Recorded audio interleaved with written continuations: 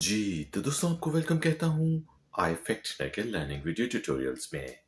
आज के video tutorial में हम इंग्लिश के वर्ड अनएबल के मीनिंग को समझेंगे।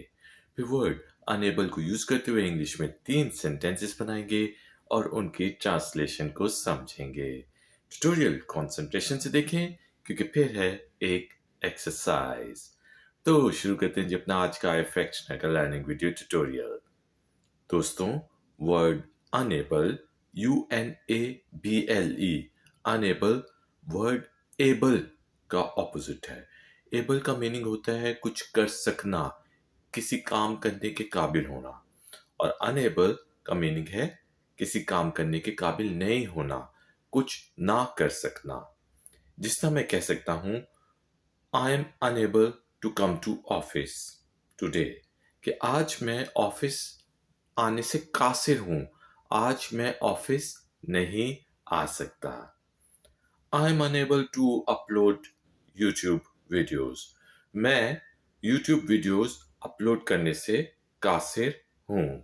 या फिर हम ऐसे भी कह सकते हैं he is unable to attend your marriage ceremony, कि वो आपकी शादी की सेरेमनी, रसूमात या जो फंक्शन है उसको अ,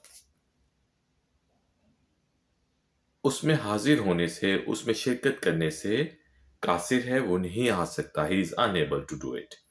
वो ये करने से कासिर है, वो ये नहीं कर सकता। तो दोस्तों, उम्मीद है कि आपको इंग्लिश के वर्ड अनेबल का मीनिंग समझ आ गया होगा। टाइम हुआ है एक्सरसाइज का। तो एक्सरसाइज के लिए आपने इंग्लिश के वर्ड अनेबल को यूज करते हुए इंग्लिश में एक छोटा सा सेंटेंस बनाना है। उसे नीचे दिए गए कमेंट्स बॉक्स में पोस्ट कर देना है। अगर उस सेंटेंस में कोई गलती हुई तो हम में से कोई पॉइंट आउट कर देगा।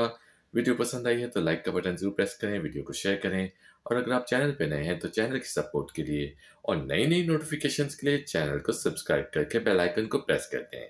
मिलते हैं नेक्स्ट वीडियो में। Until then take care, keep learning, keep enjoying, good day.